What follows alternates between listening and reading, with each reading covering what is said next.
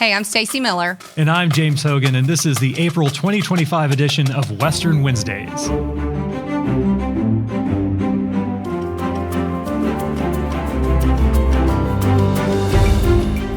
Welcome to Western Wednesdays. I'm James Hogan, Assistant Vice Chancellor for Engagement. With me, Director of Alumni Engagement, Stacy Miller. Happy spring, James. Happy spring. Oh my gosh, it is finally warming up. The pollen is here, but so is the warm weather and the amazing sunshine over Cullowhee. It's been a great week, a busy week, but it's been a great week. It's been a great week. I know you're very happy for the spring weather. Stacy is the kind of person who will hotbox her office with a space heater. You're like a reptile, I think. We're going to get you one of those rocks that you can just sit on. Do it. Yeah. Okay. Sounds good. Count on that. Hey, Stace, great episode ahead of us today. Matt Henley, class of 93 and 95, currently the director of Pride of the Mountains Marching Band. It is a new job for Matt. He just became the full-time director of the Pride of the Mountains, had been serving last fall as the interim director after the departure of Dr. Jack Eady. And Matt is... New title, but not definitely new. not new to the marching band. That's right. New to Prodom. We've got so many marching band alumni out there, and Matt has been part of this organization. This will be, this coming fall of 25, his 35th season with the Pride of the Mountains. That's right. So, so many alumni have come through the doors and, the experience of the Pride of the Mountains Marching Band, and just how exciting for him to be in that seat as director and get to connect with those students, those 500 plus students, and all of those alumni from the marching band. It's awesome to see. We had a great conversation with Matt, and we really dug into sort of where he came into the band, and I'm so excited to get back to this episode. Before we do that, make sure that you like and share and subscribe and do all those social media things that I forget what the particulars are. You know more about this than I do, Stacy. But be sure to share this far and wide, and especially you guys who are Long Purple Line Club members. That's our affinity group for marching band alumni. That's right. Brought to, really organized, I guess, this past summer and fall under the leadership of some awesome Prodom alumni. So looking forward to sharing Matt's story and his journey with Pride of the Mountains with all of you guys. Let's get into it. Let's do it.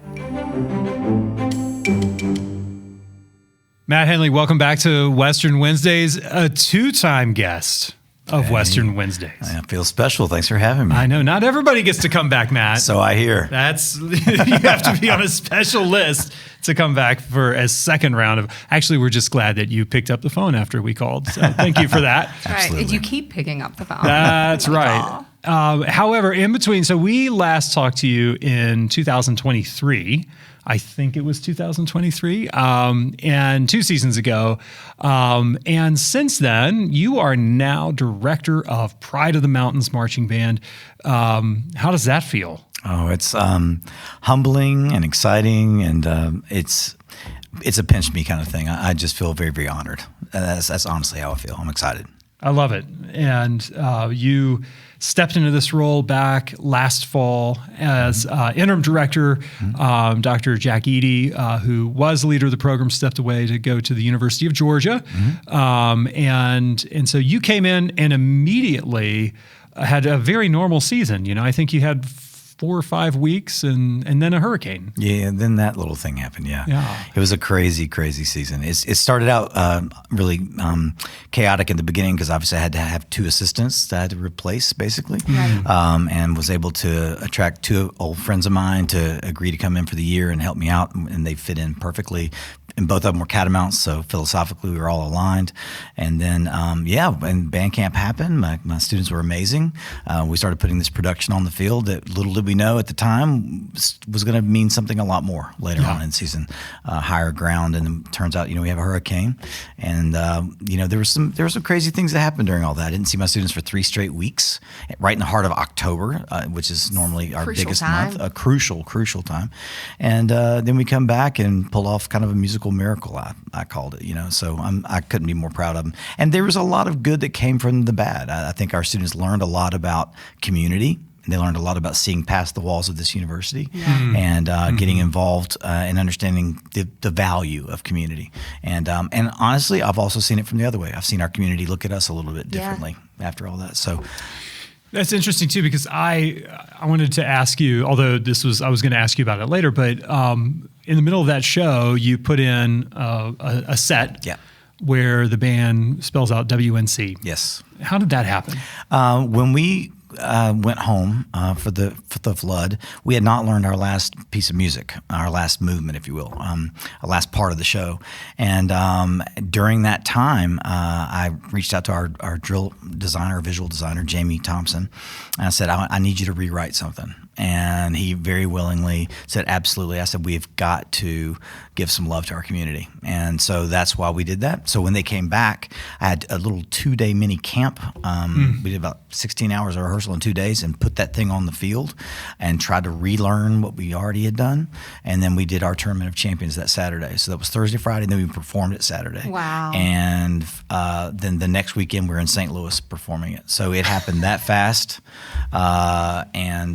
That's how it all happened. And our students I could not believe the grit that they showed during all that. You touched on something, that a lot of people, I think, that have not been a part of the marching band or maybe haven't been, quite as engaged with the band here don't know, and that is it's October and you hadn't learned the last segment, right? And so, me having a nephew that was in the marching band recently, I, felt like a marching band mom. Right. But, getting through those segments and learning, what does that look like? Because you're not 12 months, you're not year-round sports, you're not year-round band, right? You lose your kids for a large portion of the year, either, spring, summer. They come back early, but that band camp is grueling.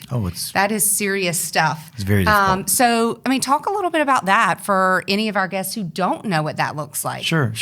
Our students, it's a very long process. And we're actually in the middle of kind of beginning all that process right now.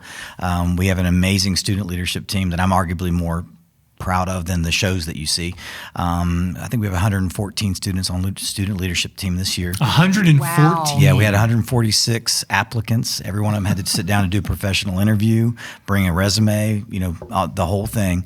And that's part of it too. I think teaching students real world skills like that, they're going to, so that their first professional interview is not when they graduate.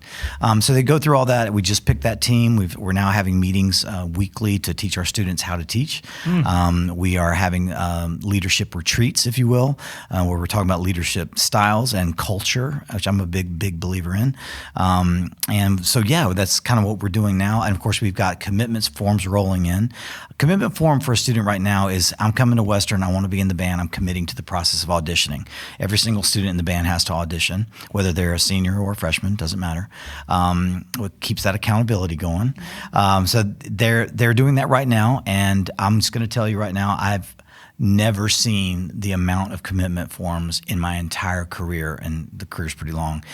It is unbelievable how many people have signed up for a commitment form for March, the 24th, whatever it is. So I'm excited about that. It's a little daunting, but still very, very excited. So we go through all that. Every student does their audition. We have audition days, and the WIN players actually do it via video. And then they have a training day, and then they come to band camp, and that's when the real rubber meets the road. And we go 8 a.m. to 9 p.m. every single day for 2 weeks. And that's tough. And, lunch break, dinner break, and then we're back at it again. We rehearse on a parking lot. That's our rehearsal space. So you can imagine in August how great that feels. Yeah. But our students are unbelievably tough. They have such grit and tenacity, and they love to work hard. It always reminds me of the old Bob Buckner phrase of good times and hard work go together. It just so happens hard work comes first. And I think they've really bought into that. Because guess what? If you don't enjoy the journey of practice every week, those celebrations of our performances on a Saturday, those are great, but there are many celebrations of the journey that we're all on together. Yeah.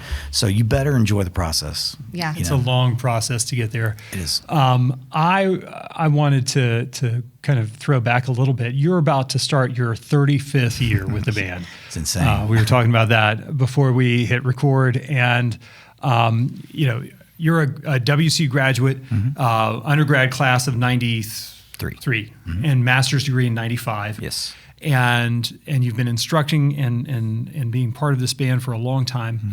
And tell me, first of all, what attracted you to the program as a student? And then what immediately attracted you as, I want to stay around and be part of this. Right. And give us, if you will, just sort of what have you observed over all of these years with this program?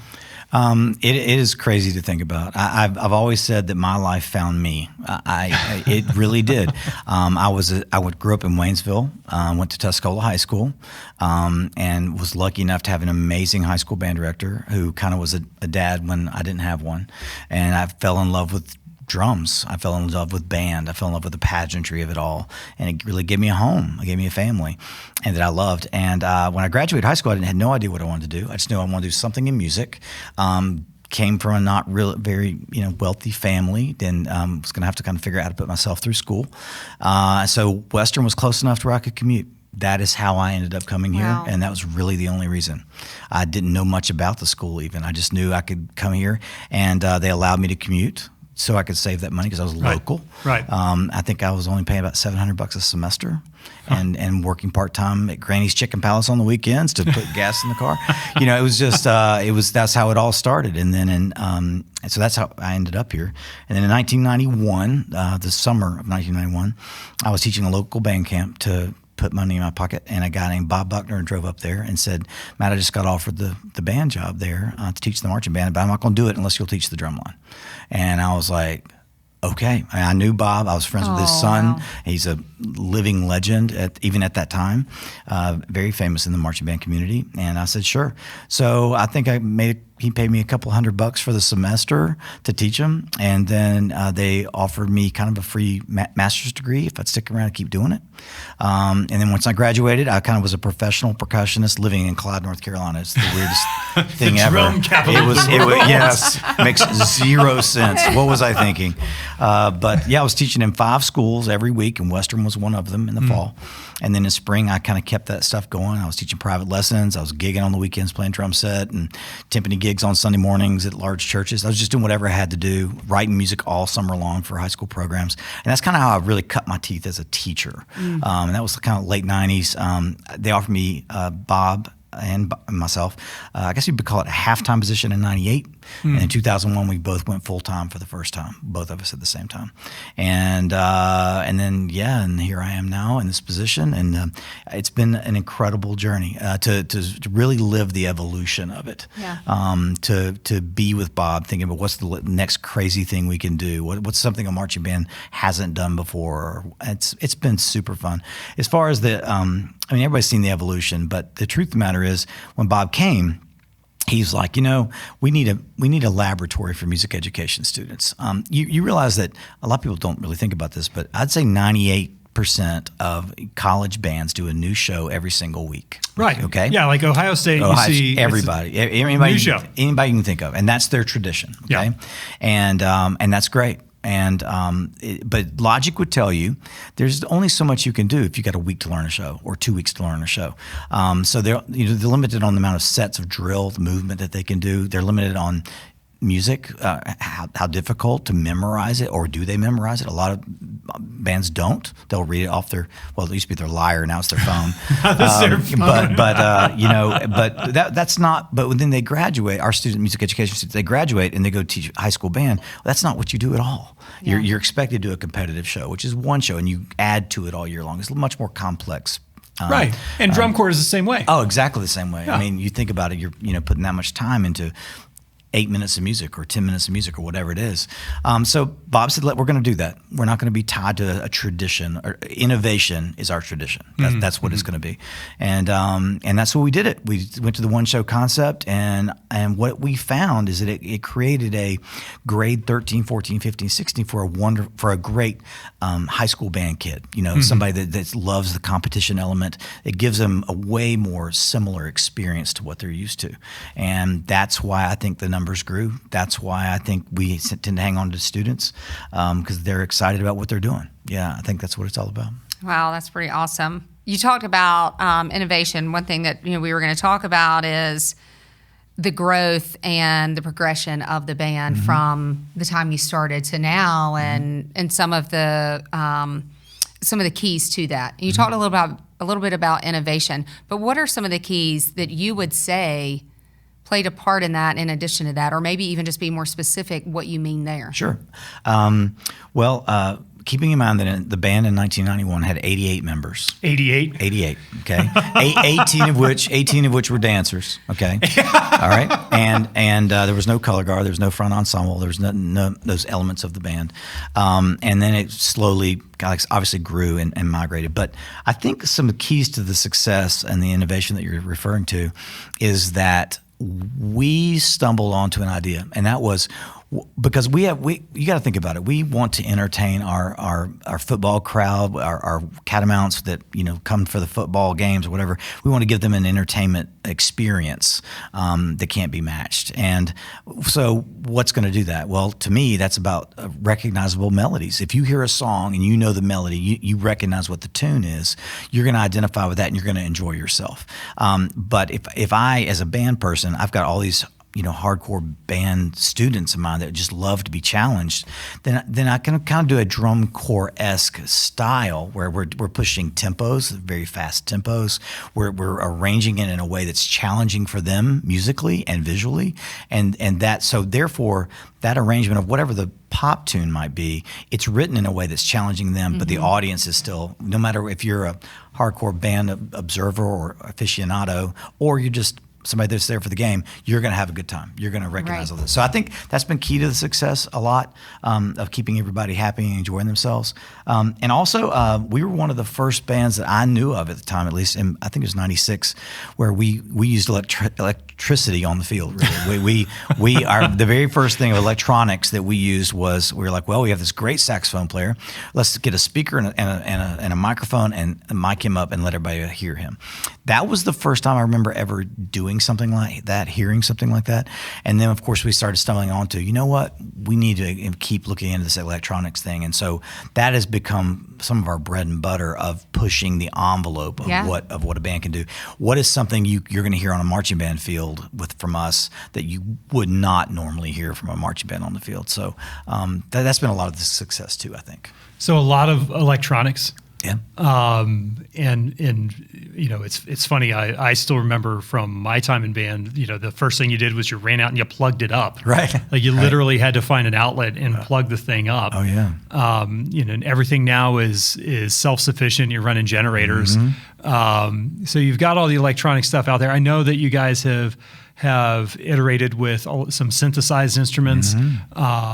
You've done lights. The year that you had the whole battery percussion line had lights on the drums. But one of the things I remember that really delighted folks early on, because a lot of times people treat marching band very, very seriously. To your point about pageantry, there's this pomp about it. Yeah. And the first marching bands were like military marching bands. This is very strict, very serious. There were rules. And then Western loved to break all the rules. And one of the things that I loved is at the end of a marching band show, you'd hear 4 tweets of a whistle and clack, clack, clack, and everybody would turn and just march off in an orderly fashion. And then Western started to dance off. Right. Do you remember anything about how that happened? Like, yes. Who decides, you know what, we're not just going to walk over there to the end zone. Right. Hold my beer. Like, what? How did that happen? Those were some fun times. Yeah, I was talking to Bob actually one day, and we had seen another band actually out of California, RCC, Riverside Community College, and they did something similar to that. And I was like, that's the kind of swag that we have. That's the kind of swag that we need. And so we're not just going to end. We're going to end like us, and that's when we did the dance off for a few years there, and that was a lot of fun. Those were good times. And nobody expected it. It was kind of a beautiful thing. Yeah. They think, the show is over. The drum major takes a bow, salutes, etc. Right. They're like, well, that was really. They're not done. It caught everybody by surprise. Let's go back to your student leaders, and one of the things that I've heard before we talked about it's not a me thing, it's a we thing. How does that translate? When you're talking to these 114 student leaders, what's the philosophy that drives the band that you try to get them to lean into as students? Because it's hard to be a leader with your peers. Very. When you're it's in the college. hardest type of leadership, in my opinion. I mean, if you're working with a section of players or whatever that is, finding that ability to lead, to instruct, to correct, to motivate, where do you push them? That's a great question. I think that it's truly a joy from my chair to be a part of their personal and professional journey, and we really do take this leadership program very seriously. For example, we have two sides of it. By the way, we have instructional leadership, is like section leaders of the trumpets or whatever. They're actually in the trenches teaching our students more than me, even when you think about it. And then we also have service staff. One big difference in college band and high school band is we don't have band dads, we don't have band moms, we don't have any extra help. So it has to be completely owned by our students. And that level of investment, it creates a bond that you just can't replicate. So we have teams of people. We have a team of uniform staff that are going to be taking care of all 450 of our new uniforms coming in, by the way. I'm very excited about that. We have operations staff that are moving $250,000 worth of gear 4 times a week and doing it the right way and with systematic stuff and safety and stuff.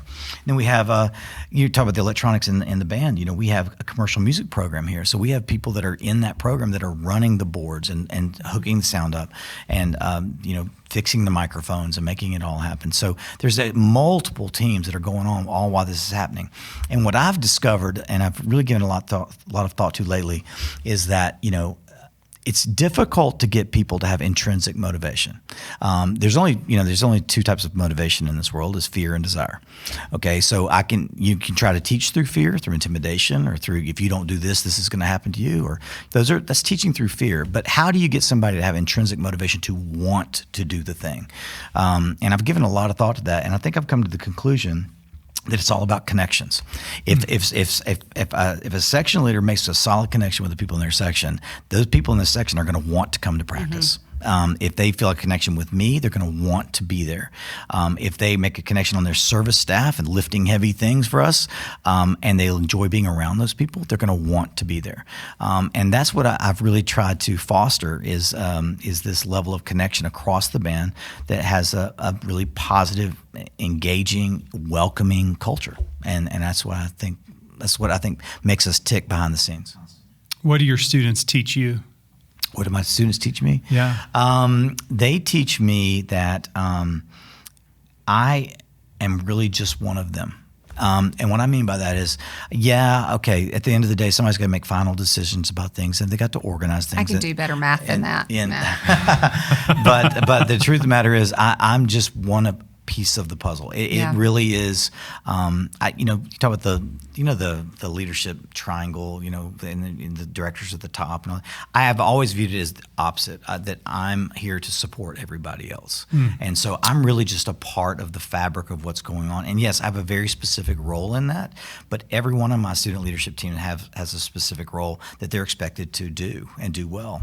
And by the way, even if they're just a member, those members have very specific roles and a very high level of accountability of learning their music, learning their spot, learning, doing the thing, showing up every day, being accountable, being responsible if something goes poorly, whatever it is.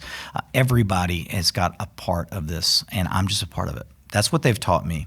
It has nothing to do with my title or anything like that. And I think as long as I keep my head screwed on straight like that, then we're going to continue to foster growth in the most positive of ways, the most organic of ways.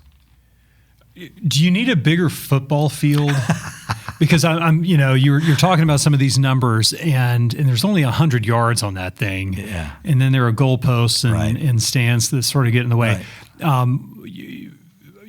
Obviously, you've got the audition process now, so I'm sure that you have some ways to begin to put some boundaries around this. But I think Westerns Band has always been an accessible band. I think that Westerns Band always tries to find a place for you wherever that might be.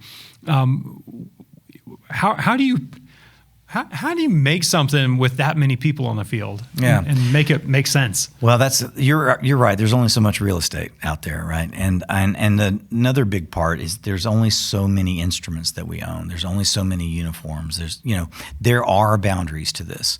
And in all seriousness, I've been giving this a lot of thought based on the numbers that are going on right now that are just crazy, is we're going to have legitimate cuts this year when it comes to the audition process. And that's okay, by the way. I mean, I wish that every single student that wanted to be in it could be in it. But at some point, if you have a standard of excellence, then you expect that. And your skill set needs to be a certain level to do this thing. Because guess what? The show is not easy. It's extremely demanding musically and visually, and physically. It's a very physical thing that they're doing out there. So with all those things being said, I'm capping it this year. All students, color guard, non-marching staff type students, and band directors or whatever are going to be no more than 504 people, because that's 9 buses. 9 buses, okay? 504 I'm not people. going to 10 buses. I'm saying it right now. So 504. Everybody's on the bus. Right. 9 buses. Yeah, but it really, and the instrument thing too, for real. I mean, these instruments are very expensive, and we only have so much, and we got to take care of them. And we don't, believe it or not, we do not have a huge budget. We've got to be smart about logical growth in regard to the amount of students that can be in the band, and there has to be. I'll go back to there has to be a certain level of excellence too. You take everybody, and not everybody walking in the door has the same skill set. Not everybody's lucky enough to grow up in a town with a really fantastic band program. We look for basic skill sets, obviously, to make sure that we put them in a role to be successful. We learned that several years ago. You put somebody in there that doesn't have a basic skill set, and you're asking them to run around the field at 176 beats a minute. That's very hard. It's very hard, and they're not successful. So it's the same both ways, if that makes any sense. It's important that we think of it from their perspective too. And like I said, not everybody's going to make the band probably this year, but that's okay. I mean, we're gonna be really healthy, I think, in every facet of our program this year. I'm super excited. So when you're talking with those, with those new students, and when you're talking with your, with your kids once they get here and they're in band camp, what is their takeaway, right? What is the biggest benefit of being a part of this marching band? And what do they get to walk away with when they're done? That's a great question. I'll tell you a couple statistics that are pretty wild. 76% of our marching band this fall were non-music majors. Everything from accounting to zoology. Okay? 3/4. Okay, yeah. So obviously those students aren't taking it because they have to. They're doing it because they want to, and they obviously enjoyed band a lot in high school, and they want to continue doing that activity. And by the way, that's obviously not just the band part; it's the social part. So all that being said, another statistic: we've been averaging between 10 and 13% of the freshman class in the marching band. Now, to put that in perspective, the national average is 0.8. Okay, the national average of the freshmen in a university being in their marching band is 0.8. We're sitting 10 to 13% of the freshman class in the marching band. Okay, now that being said, that tells you it's a very high destination program, that students are coming here to these beautiful mountains to do this thing that we all love to do. But the takeaway, I think, is a couple things. First of all, a freshman walking in the door, they're going to experience something they're used to. It's called band camp. They've been doing it for 4 years. They know what that's like. It's going to feel very familiar. They're going to meet a lot of people. The band is huge, so they're going to meet a lot of people. They get done with band camp, they're going to go to English class, and they're immediately going to know 2 or 3 people. Okay, most freshmen don't get that, so they're going to have that feeling of belonging. Also, a thing that band does, it immediately makes them feel a part of the fabric of the university. They start feeling pride in their own university, and they're there on game day, and they're active, and they're in what's happening. So many of our students that don't do well in school are the ones that don't get involved with something, anything, to feel a part of what's going on. And, they're hanging out in their room too much and playing Xbox, and next thing you know, they're not making it back. Another thing that I think is amazing, a freshman coming to fall semester, making across Christmas break and coming back in the spring. I haven't checked this in a while, but the national average is sitting like 76% or something like that actually make it back.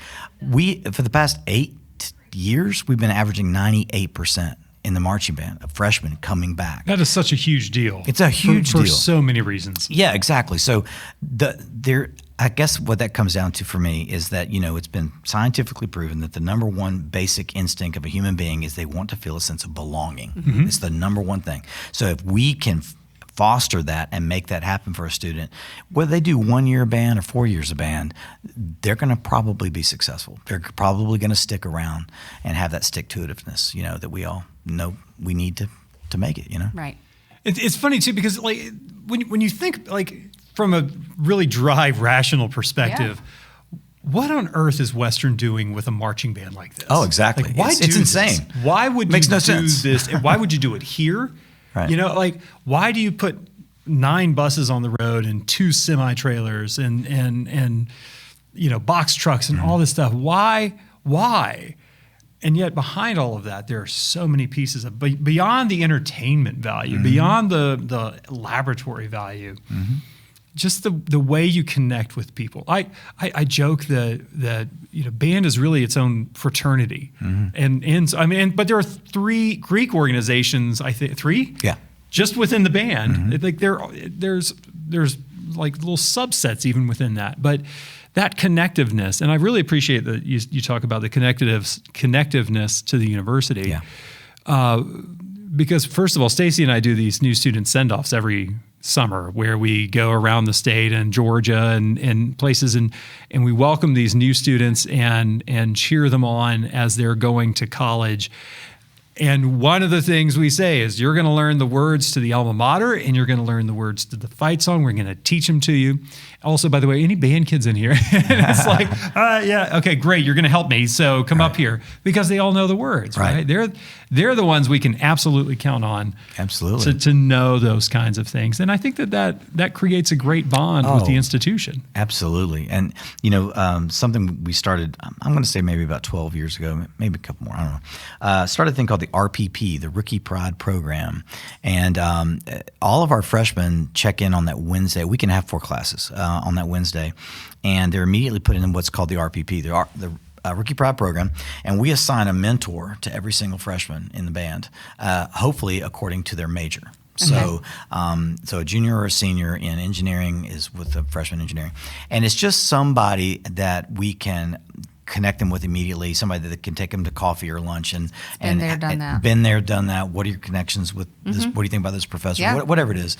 And we also, during that it's a 3-day thing. During that time, we also talk about a lot of bigger things.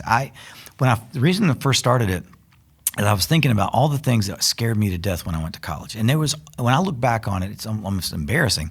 It was all silly stuff. It was things like I'd be in a group of people and they would say, let's meet down at the creek lot. And I was too scared to ask, where's the creek lot?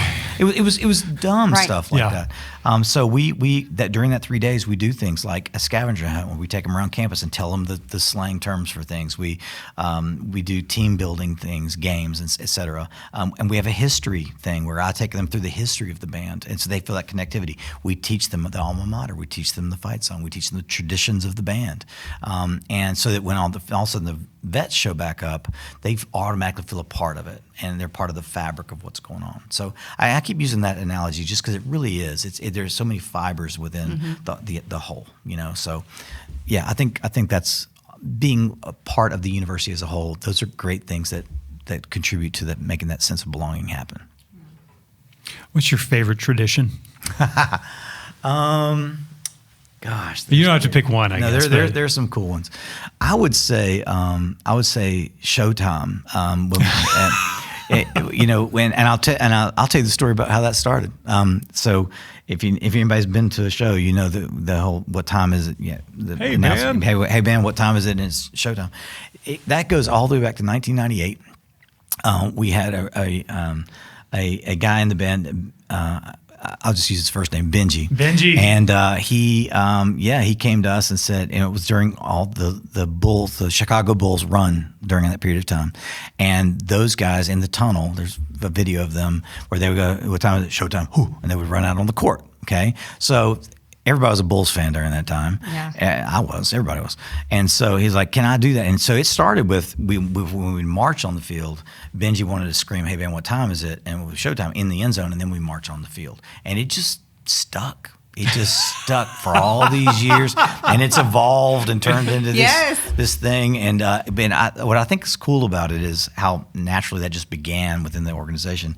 But it does kind of set a tone. You know? It really does Right set a before tone. I mean, you can be, in that stadium, and if you may not hear the initial part of it, right? But when you hear Showtime, everybody's like, "Oh, here it is. We're ready." It's going to start. Yeah. Like, You and everybody stops, Yeah. and it's kind of like Put your popcorn it's a down. thing. Right? Absolutely. So that's really neat that's the one that comes to your mind first, because it's definitely something that triggers Pride of the Mountains. Oh yeah, and then now the whole audience does it with us. It's fun. Yeah. I was going to say, it's so funny how it's now very professionalized. Absolutely. Like, there's a PA and hey Ben, what time is it? Like it's going to be time for your Cocoa Crisps or something like that. Yeah. That's a fun one. So thank you, Benji, if you're out there. Golly, Benji. I want to jump into a little bit of Long Purple Line Club and alumni support. Yeah. So can you talk a little bit about, that leadership group came through, has been engaged, but, the leadership of that Long Purple Line Club has really stepped up to the plate to support the band and help through this transition and support you as well. But what does that mean, and what has that looked like from your perspective?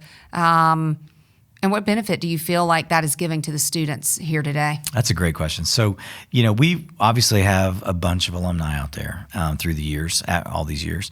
And I just have never really felt the level of connectivity that I wanted.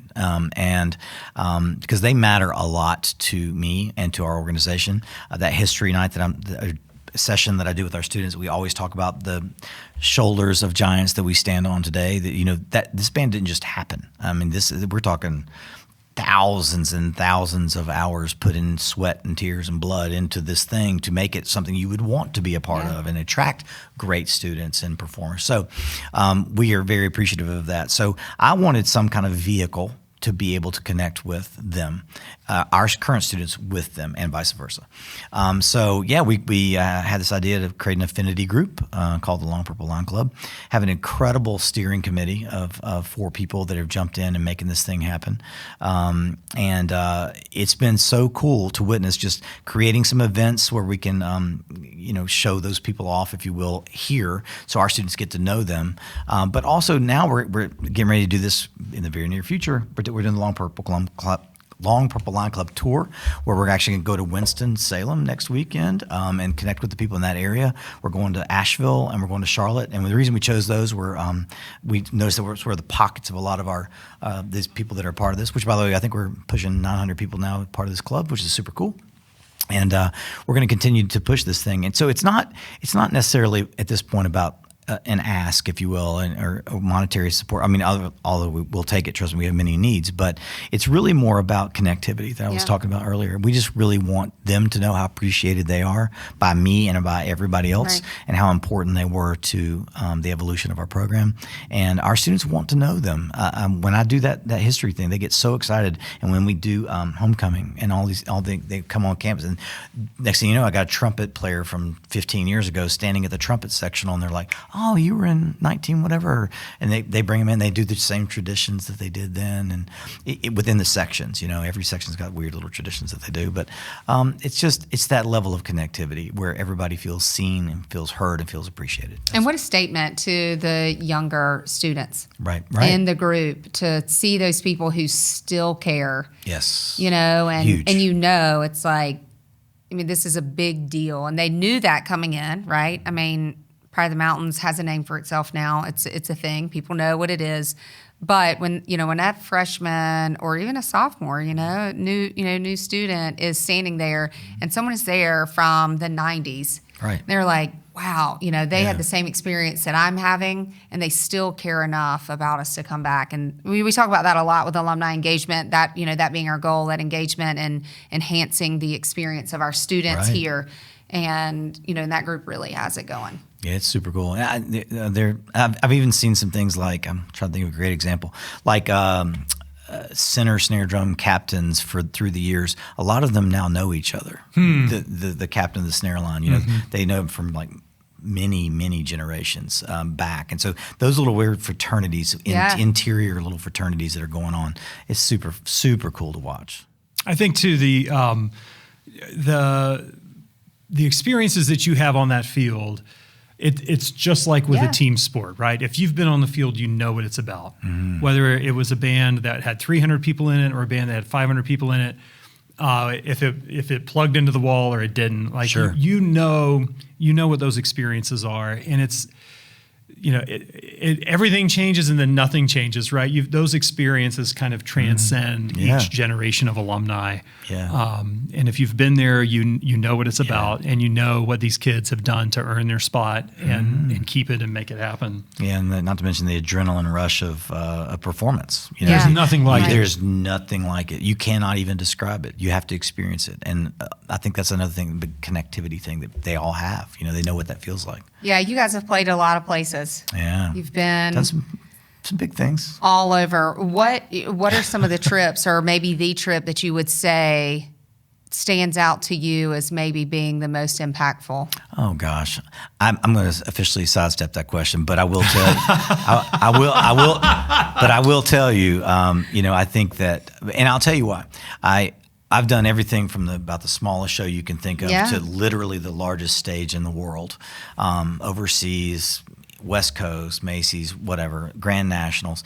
Every one of them, okay, I'm kind of sidestepping your question. Every one of them is important in different ways, and you usually take something away from that experience that feels different. I'll make a great comparison. If we go do a local type marching band show, like the Inca Land of the Sky, which those people are phenomenal and so kind to us. That is a totally different feeling and environment than if we go to Bands of America Grand Nationals in Indianapolis, where you're playing in the Colt Stadium. So, but strangely, a lot of times our students will enjoy like the Inca thing more, and the reason is it's a level of intimacy that you're just right there with them, and you feel that energy so much more. So every year, every experience, every trip, whatever, they all feel a little different, but they all feel extremely special. Right. So for those who follow the program, who want to engage with the program, who love supporting the program, what do they have to look forward to this year that gives them every reason that they could ever need to be a part of this? Are you talking about future students, or are you talking about our fans? Yes. Oh, okay. All right. Well, I'll say this. I have an amazing design team of people that I work with to put these crazy shows together. And they were so excited about the momentum that we have going on right now and all that fun stuff that they were like, we need to meet sooner than ever. And we met before Christmas this year for the first time ever. You had just finished And we did a 2-day retreat and sat there in a room. And by the way, our wind arranger, a guy named Doug Thrower, he lives in Canada. He flew in for it. Our visual designer, the guy that writes all the movement that you see, he's from Chicago. He flew in. Our color guard director drove in from Atlanta. And we sat there and did 2 full days just designing a show, coming up with a concept, coming up with what we can do, because everybody has such an investment of wanting this to be awesome for our students and for our fans. So all of that is happening in the most glorious of ways right now. And we are doing more recruiting trips than we have done that I can even remember. We actually are doing 4 off-campus events for the first time ever, maybe. We're going to be going to Inca High School, seeing our friends over there. We're also going to be going down to Cobb County, Georgia. It's an incredible group of bands down there, and they do an exhibition night on a Monday where they bring in some judges to give just critique and to help them with their competition season. We're going to go down there and play on a Monday night. That's always fun. And then we're going to be traveling to Florida. There's one of the most incredible high school band programs in the country, Tarpon Springs High School. If you don't know them, look them up. They host their own show, and it's going to be a Florida regional this year. So we're going to be exhibitioning there, doing a couple of performances. And the kids are going to get to go to Busch Gardens and have fun, do that fun stuff too. But what's going to be really neat about this one is, if you don't know much about this, look it up. But Tarpon Springs also does an amazing leadership program. They actually have an entire program within their high school that the head band director there, Kevin Ford, is in charge of. And they're going to be doing a leadership component for that band competition. And they want our leadership kids to be involved with that day. So we've never done something like that before, but that kind of outreach and cross-lateral stuff I just think is amazing. And then we're going to finish up our travel with, we're going to be going down to be an exhibition for the South Carolina 6A State Championships in Spartanburg. So it'll be a down and back trip and performing for them. So hopefully getting in front of a lot of people, but it's North Carolina, Georgia, South Carolina, and Florida in one season. So I'm pretty excited. That's awesome. The Cherokee Boys Bus Club, or club buses, will be rolling up and down the highway. By the way, that's also fun too. Like, I'm sure when you roll into one of these band competitions and 9 buses and it's a spectacle. They turn and it's a convoy, so to speak. Right. It truly is. It's I remember working in the field house, and the first bus would pull up, and then the 4th bus would pull up, and you'd be like, "What is happening?" And if you knew you got the first one showed up, you were like, "Get the heck out of here! It's a Friday afternoon. Get out. We're done. Get out. Study hall's over. We are out of here trying to beat the buses." That's funny. Because if not, you weren't leaving for maybe 2 hours. You're correct. Yeah, get out. Stuck. Matt, if you could go back in time to early '90s and find yourself, maybe you're trying to figure out where the creek lot is, right?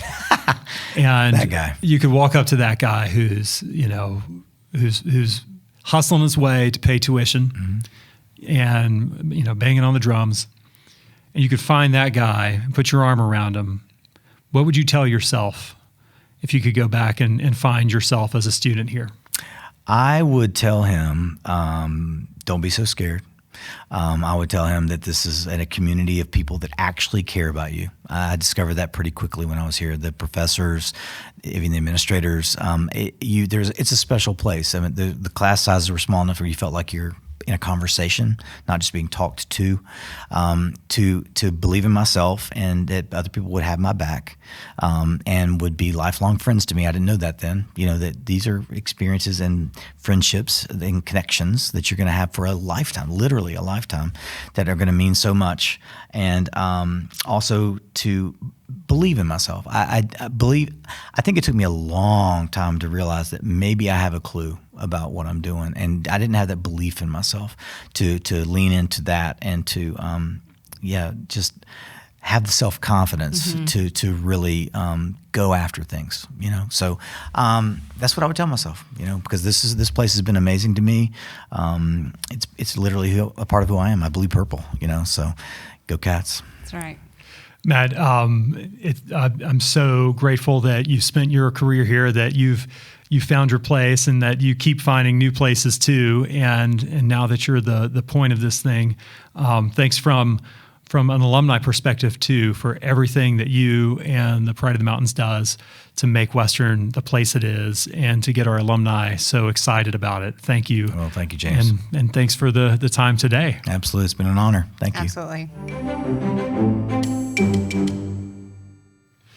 I have to admit, Stacy, when we started this interview, I was a little bit intimidated. Matt was my assistant director when I was in college. And when Matt Henley learned my name, it wasn't so he could just come pay me compliments. You know what I'm saying? Right. It's kind of like going to the principal's office. Oh my gosh.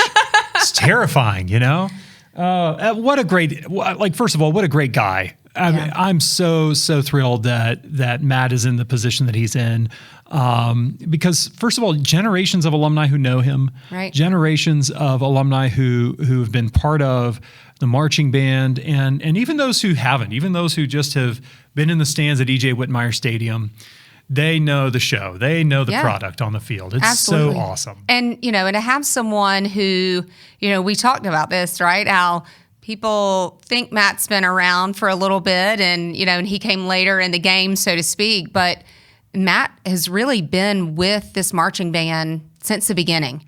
Since the beginning of this modern era, right? I love that story. Bob Buckner says, I'm going to take this job, but you're going to write the drum parts for me. You're going to teach the drums. That's right. So he's been through, lots of eras of Potom, and, nobody better who knows the marching band, knows the history and the traditions. I love the way that Matt shared some of those traditions with us, throughout the show, so that people get that little sneak peek of insider info. Absolutely. And the next time you're out at a marching band halftime show and you hear somebody say, "What time is it?" you know exactly what time it is. And you know what to do. That's exactly right. Hey, speaking of it, you know what to do. It's time to talk about One Day for Western. What a fantastic day of giving we had. 1,200 donors was our goal. We hit it. It was incredible. I think we're still actually counting gifts right now because poor Ashley Guffey in our office, like she gets swamped, like completely buried whenever we do these giving days. And shout out to Ashley for getting all that stuff put into our system. And they're hammering it away. And, you know, a huge shout out and even bigger thank you to all of our alumni, family, and friends. It was exciting. I know I personally had some phenomenal conversations with people and enjoyed getting to connect with alumni that I don't know, right? And that's part of the fun. Thank you to all of the strangers who picked up the phone and had to talk to Stacy. You could hear her down the hall. She got so excited. It was fun. So you done good, Stace.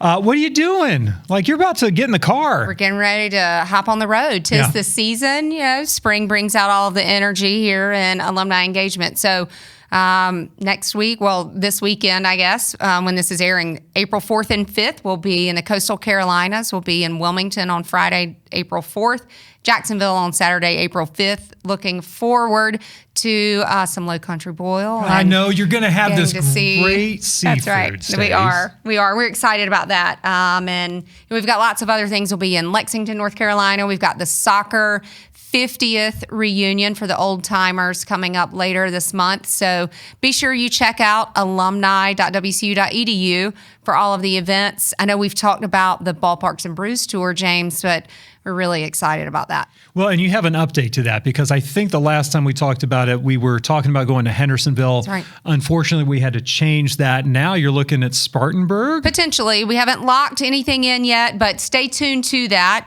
We definitely want to keep 5 stops on our Ballparks and Brews tour. This is kind of a new tradition in the Alumni Engagement Office by means of doing it a tour with so many stops. And we're really excited.